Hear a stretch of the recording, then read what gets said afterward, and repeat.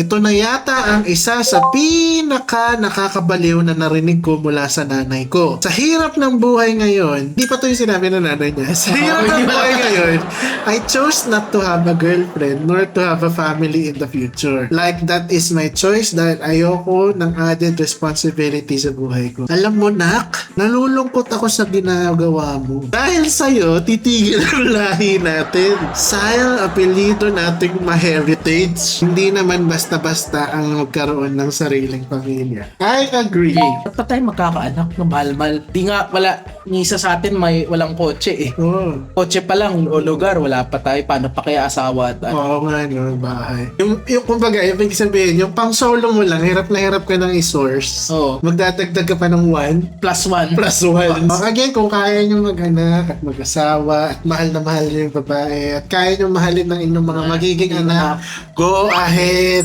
Diba? Kung meron kayong pera. Pero kung tingin nyo naman pupulutin kayo sa kangkungan, suluhin nyo na lang yung buhay Ay, nyo.